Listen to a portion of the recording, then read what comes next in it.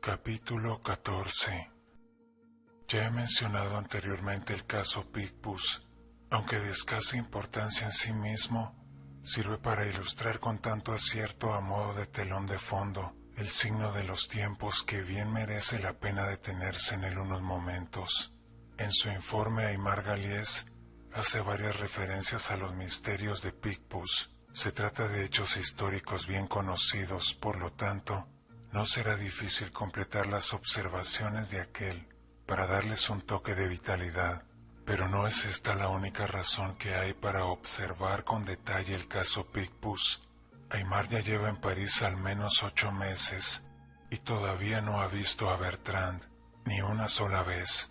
Además, durante los últimos 3 meses no se había producido ningún crimen que se pudiese atribuir a Bertrand de forma segura. Aimar con frecuencia se decía: Bertrand está muerto, sí, tiene que estar muerto. Y qué fácil era estar muerto en aquella época.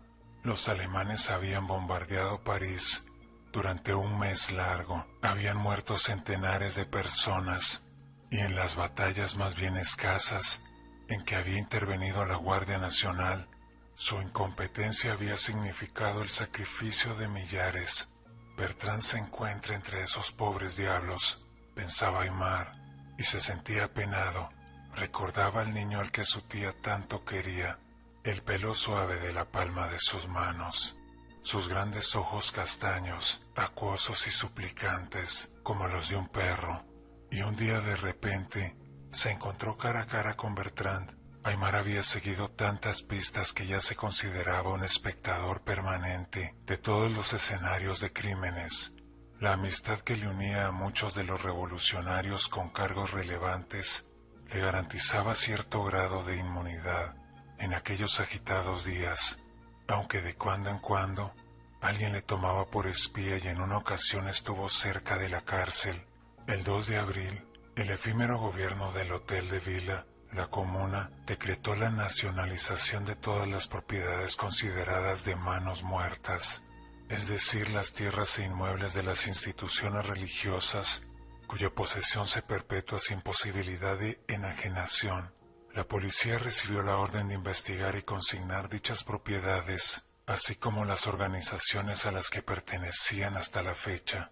Hay quien asegura que el jefe de policía, Rigaud, estaba deseando atrapar a clérigos importantes para utilizarlos como rehenes e intercambiarlos por Blanqui, prisionero del gobierno de Versalles, aunque la acusación oficial era que sociedades como los jesuitas, etc., tenían almacenadas de forma clandestina grandes cantidades de armas y municiones, un falso rumor político que sigue vigente en nuestros días. La idea de que por fuerza tenía que haber algo misterioso tras los muros de piedra gris de un convento o de un monasterio, alguna víctima secreta enclaustrada, cuyos ruegos de libertad ante unos monjes de negro corazón y sus incesantes cánticos no llevan más que sorna y desdén bajo los hábitos marrones, o alguna delicada doncella oculta allí, donde sus lamentos se diluían antes de atravesar las paredes. Una doncella obligada a complacer la brutal lujuria de los célibes, que debían de cara al exterior fingir el cumplimiento de unos votos imposibles, o por otro lado, algún tesoro o fantasmas, o apariciones inexplicables acompañadas de sonidos extraños.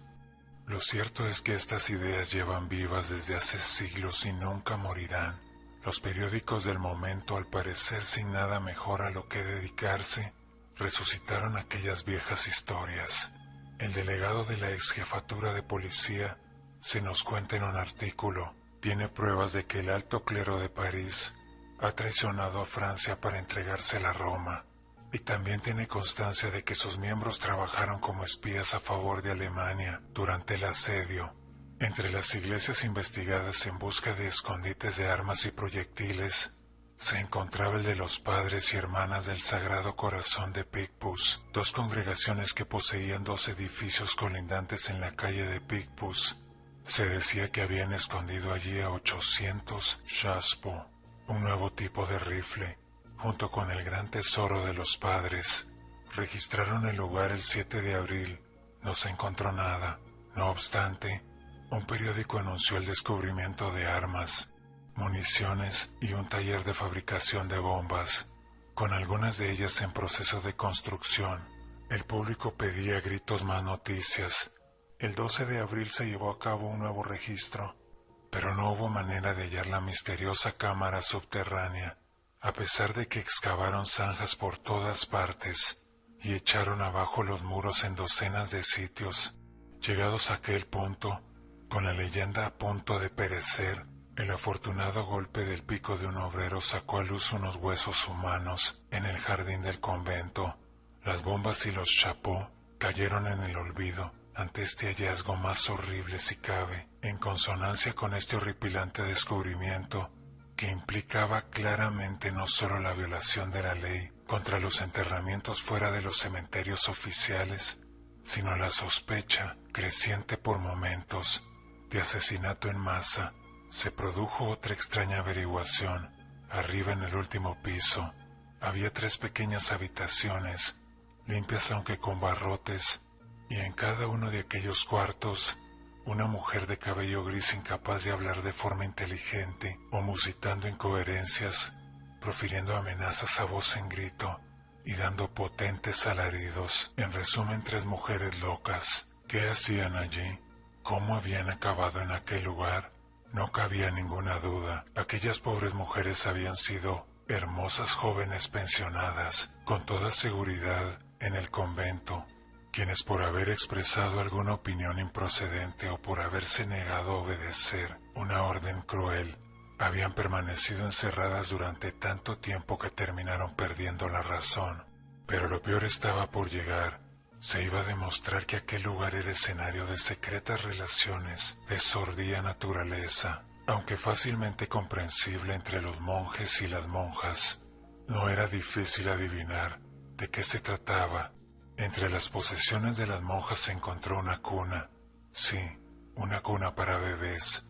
Y lo que es peor, en la celda destinada al reverendo padre Busqué, el priori de los hermanos, quien en aquel momento no estaba en París, se halló un libro, Manual de Obstetricia Práctica, ni más ni menos. Y por si no fuera suficiente, un arcón con huesos humanos, y en el piso de arriba, una especie de buhardilla. Había instrumentos de hierro con extrañas e inquietantes formas, y unas curiosas camas con trinquetes y tornos. Y todavía quedaba algo más. En la cripta de la capilla de las monjas se hallaron 18 cadáveres, cada uno en su ataúd y en diferentes estados de conservación. El caso estaba cerrado. Los periódicos lo presentaron con todos sus lúgubres detalles, pintados en los más vívidos colores, porque encerraron a la pobre hermana Bernardina en una especie de jaula tan pequeña que si se le caía la aguja, le era imposible agacharse para recogerla. ¿Cuál es el propósito de esta corona de hierro, de esta cama enrejada, de este corsé de acero?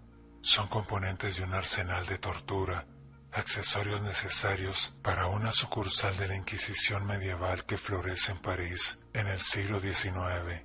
Un periódico recordó que 10 años antes un hombre se había dormido en la iglesia de Picpus y sin que nadie se diese cuenta se quedó encerrado por la noche. Unas horas después lo despertó un lamento indescriptible. Un perspicaz reportero señaló que los 18 cuerpos eran de mujeres y que no parecían estar bien dispuestos en los ataúdes. Los cadáveres eran obviamente recientes. La abundancia de cabello de color rubio ceniza de una de ellas llamó la atención de forma especial. Se dijo que un vinatero del vecindario reconoció así a su hija, desaparecida hacía algunos años. Las mandíbulas abiertas de estos restos humanos, escribió el reportero, adquieren apariencias fantásticas cuando se contemplan a la luz del día. Da la sensación de que esos huesos sin carne están deseando hablar, como si ansiaran contar las tragedias que acabaron con sus vidas. Y pleno de inspiración, el propio reportero escribió lo que aquellos cuerpos no podían expresar. Ved, decían ellos, los cadáveres. Ved nuestras pobres cabezas, inclinadas a la derecha o a la izquierda. ¿No es esta la prueba de que fuimos enterradas antes de que nuestros cuerpos fueran alcanzados por la rigidez de la muerte? Seguía describiendo espantosas orgías de medianoche, celebradas por los monjes en las criptas bajo la vacilante llama de las antorchas. Era una historia de chicas atraídas por la promesa de que, si asistían a ciertas celebraciones religiosas especiales, tendrían asegurado un salvoconducto hasta el cielo. A pesar de lo tentadora que pudiera resultar una oferta así para lograr la gloria futura, no había una sola chica que estuviese dispuesta a pagar el precio.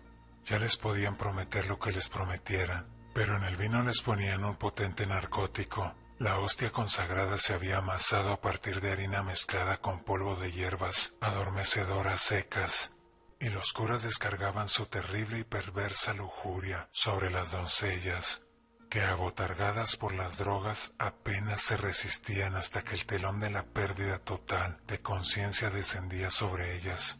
Una vez disipado el efecto del narcótico, recuperaban la sensación de estar vivas y se veían confinadas en un espacio oscuro y cerrado, de cuya naturaleza se iban percatando poco a poco hasta que su existencia se desvanecía en la noche final de la muerte. Y allí, en sus tumbas prematuras, permanecían sus cuerpos junto con la prueba de su última lucha, los cadáveres contorsionados, las mandíbulas abiertas, los dedos encorvados, señales de su agonía, el pecho que trataba de obtener un soplo de aire, las manos que buscaban la libertad. Pero la justicia, afirma nuestro autor, avanza de modo inexorable, majestuoso.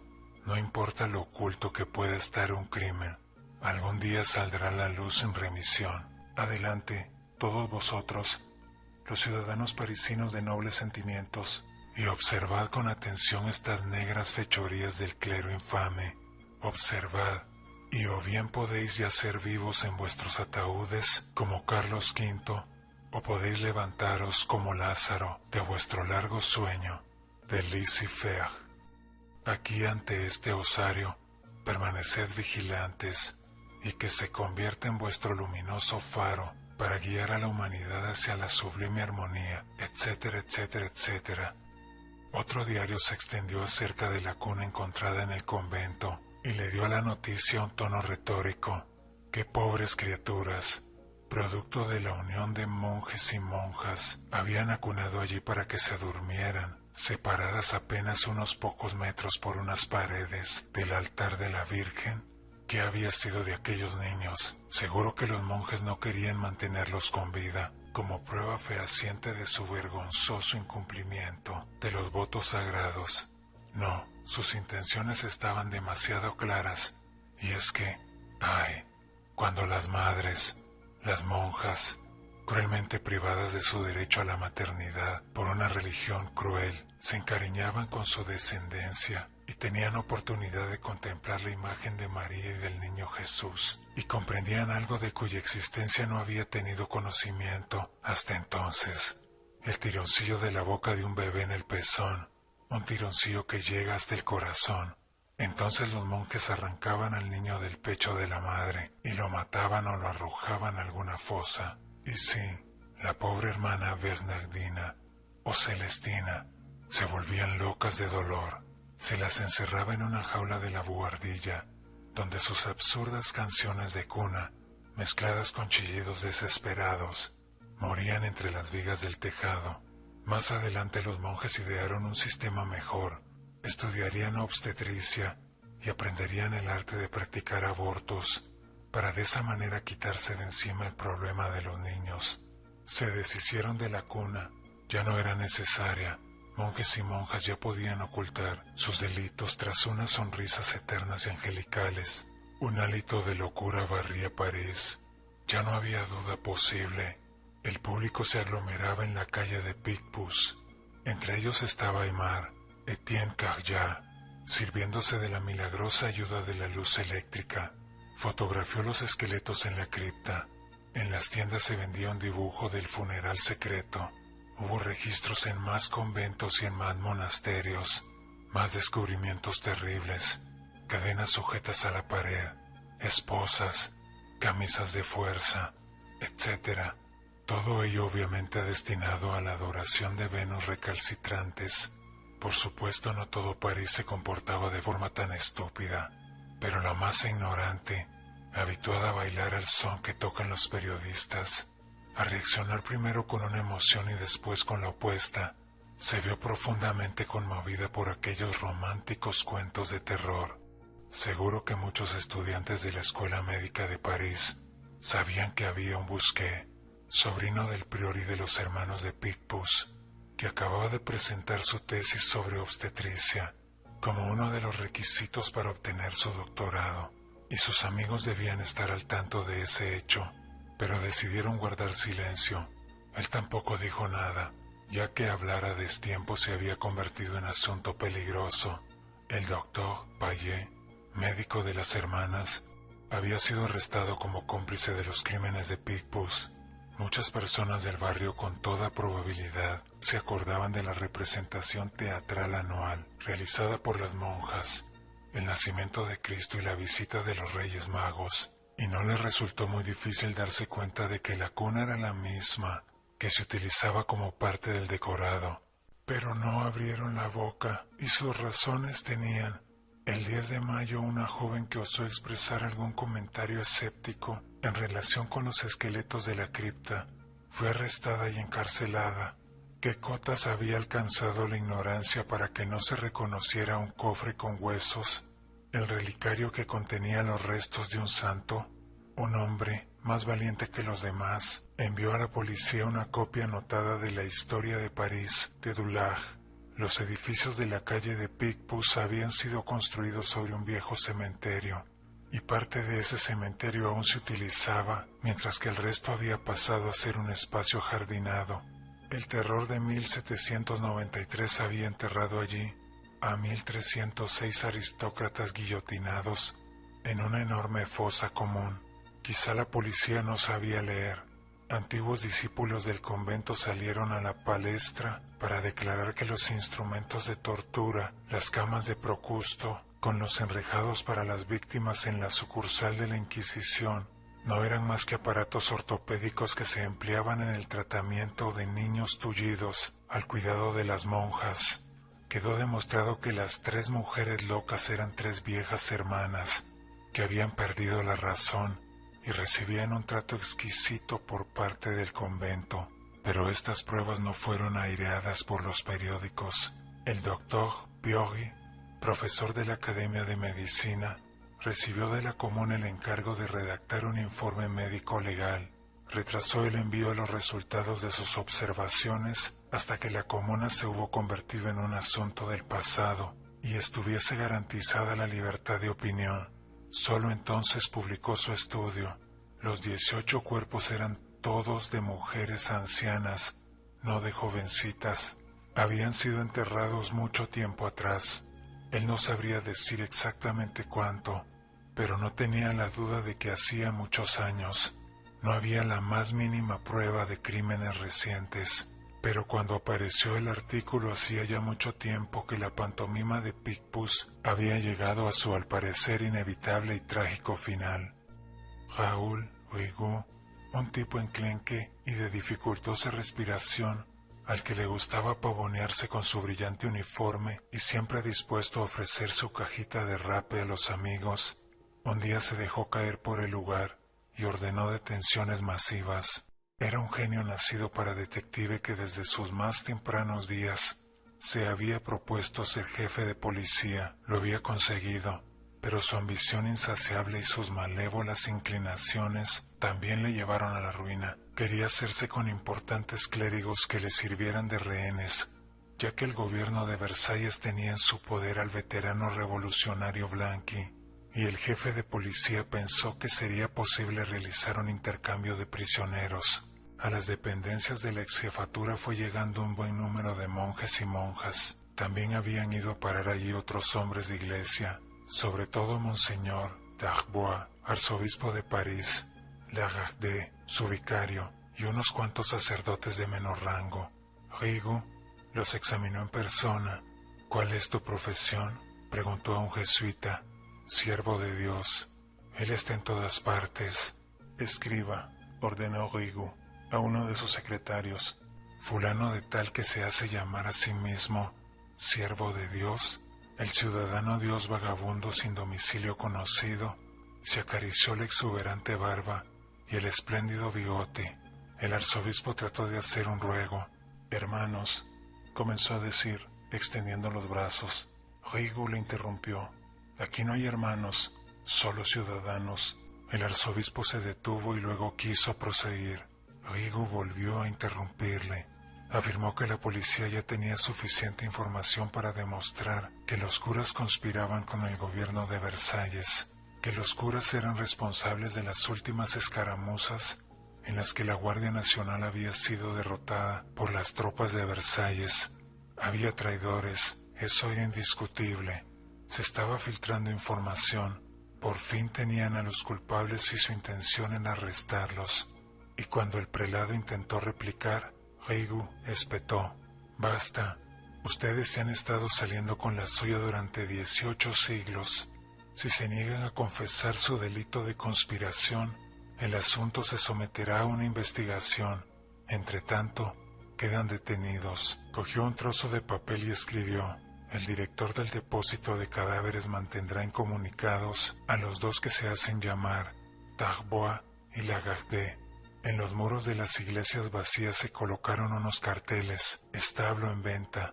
Los edificios religiosos se transformaron en lugares de reunión para asociaciones políticas. En algo se acertaba la policía. Había traiciones y conspiraciones. Jamás ningún gobierno tuvo que sufrir tantas conspiraciones, ni estuvo tan carcomido por la traición como el gobierno de la Comuna. Pero al dedicarse a buscar el foco de la infección entre el clero y en las organizaciones religiosas, a la policía le pasó desapercibido el auténtico nido de víboras, el Café de Sued, desde el que se extendía la red sobre toda la Comuna. París estaba llena de hombres para quienes la revuelta no era más que una oportunidad de especulación. El gobierno de Thiers en Versalles conocía los precios que había que pagar y tenían preparado el dinero. Muchos de los que desempeñaban puestos importantes en la Comuna pasaban por el Café de Sued para recibir el oro. El capitán Bagal de Montfort, del Estado Mayor de la Séptima Legión, oficial condecorado de las fuerzas militares de la Comuna, se sentaba junto a su pequeña mesa y mantenía casuales conversaciones bajo una densa nube de humo de puros. A los ojos de cualquiera aquello no pasaba de ser la hora del aperitivo y un momento de alegre plática. Sin embargo, allí iban a verlo agentes procedentes de todas partes. Los recibía en calidad de amigos, hablaban de asuntos intrascendentes. Les entregaba con disimulo unos cuantos billetes del Banco de Francia. Las tarifas ya estaban estipuladas. Por abrir una puerta 5.000 francos, que serían abonados por el jefe de la policía de Versalles, 10.000 francos por un batallón, con cargo al Ministerio de la Guerra, 3.000 francos por un hombre. De esto se ocupaba el Ministerio del Interior. Estas actividades eran las que se desarrollan mientras la policía dedicaba todos sus recursos a la búsqueda de comunicaciones subterráneas con Versalles, a través de las docenas de posibles túneles de cuya existencia se sospechaba, aunque nunca daba con ninguno. Estas actividades eran las que tenían lugar mientras la policía perseguía a los inexistentes asesinos de personas muertas 100 años atrás. Al concluir sus reuniones de negocios en el Café de Sued, cuando los vasos ya estaban vacíos y los ceniceros llenos de plateada ceniza de puro, el capitán Bagal de Montfort se levantaba y antes de reincorporarse a sus deberes militares, iba en taxi o a pie hasta la cantina donde se congregaba el 204 batallón. Una asombrosa belleza morena alzaba los ojos en cuanto lo veía entrar. «Bien, ¿qué hay de nuevo hoy, Sophie?», saludaba él como por casualidad. Ella miraba a su alrededor para asegurarse de que nadie los observaba, y después susurraba: «He oído que van a retirar las tropas del baluarte de Haute-Bruyère y de la avanzadilla de Cachan. Un movimiento estúpido. ¿Os sirve de algo? Pudiera ser. Si no hay defensas por esa zona, será un buen lugar por el que lanzar un ataque». Ella le dedicó una ligera sonrisa. «Infórmame de lo que suceda, y si mi trabajo ha dado su fruto. Ya que yo he cumplido mi parte, tú deberías hacer lo mismo». «Confía en mí», declaró él con tono solemne. Después pasaron a hablar de asuntos sin importancia. Ella se quitó el delantal con el que protegía su elegante vestido y salieron a dar un paseo cogidos de la mano. ¿Todavía lo amas?, inquirió él. En su boca vio una expresión de amargura. Pues claro, contestó ella, con cierta despreocupación. Eres una mentirosa, replicó él. Se detuvo en una esquina solitaria y la cogió de los hombros. ¿Por qué mientes?, la zarandeó y subió el tono de voz. Dime por qué mientes. De haberse atrevido, Baggal hubiese gritado a pleno pulmón. No seas imbécil, protestó ella, con aire de fastidio. ¿Qué? ¿Acaso piensas que no tengo ojos en la cara? Cada día que pasa estás más pálida. Tu rostro se va pareciendo poco a poco a una máscara esmaltada. ¿Por qué siempre tienes que ser tan exasperante? A él se le torció el gesto, como si estuviese a punto de gritar. Le preguntó sin alterarse y con tristeza. Eres un buen hombre, Baggal. Ojalá yo también te amara, pero ya es demasiado tarde. No digas eso, exclamó él. ¿Por qué es demasiado tarde? Vámonos, abandonemos esta terrible ciudad. Puedo salir cuando quiera. Y como ella no respondía, sino que tenía la mirada perdida en la distancia, como anhelando algo fuera de su alcance, él no tardó en continuar. Venga, vámonos juntos al campo, a mi pequeña propiedad de Vallauris. Ella lo interrumpió de repente. Vamos a coger un taxi. Debo darme prisa, él me espera. Tiene guardia en Picpus, y su relevo estará llegando en este momento. Él masculló algo que ella no pudo oír, aunque sí captó su significado. No te atrevas a tocarle un pelo de la cabeza. Ten cuidado con lo que haces. Si algo le ocurriese te mataré. Me dará igual si has sido tú o no. Prometí que no le haría nada, aseguró él, y mantendré mi promesa. Pero, ¿te importaría darme tu dirección? ¿Para qué?, preguntó ella con tono de sospecha. Él no contestó por el momento, pero después, ya sentados en el taxi, repitió su petición. No veo la razón por la que quieras mi dirección. Supongo que es para decírselo a la tía Louise. No, objetó él muy serio. Es por otro motivo. Quiero escribirte, ya sabes. Llevo demasiado tiempo con el hábito de escribirte todas las noches. No puedo dejar de hacerlo. Y no es lo mismo entregarte las cartas en persona. Sentí un inmenso placer al salir a la calle, muy tarde por la noche, para enviártelas por correo. Eso es un gesto encantador por tu parte, Baggal. Siempre ha sido realmente encantador. A él se le puso un nudo en la garganta. Trató de sacar partido de la situación. Y por supuesto, una vez que te fuiste de casa de Madame Herzog, tampoco tenía sentido enviar las cartas ahí, porque yo sabía que tu deseo es que ella pensara que estábamos juntos. Eres realmente encantador, Baggal, repitió ella, profundamente conmovida, y puso su mano encima de la de él. Eres demasiado bueno conmigo. Oh, no tienes ni idea de lo bajo que he caído, de las terribles cosas que he hecho. Oh, Baggal, deberías estar agradecido por tenerme fuera de tu vida. Mientras hablaba así, ella era consciente de qué sentía con respecto a Baggal, algo más que mera compasión. Era consciente de que albergaba un toque de orgullo. Se sentía superior al encantador Baggal. Ella era muy, muy mala.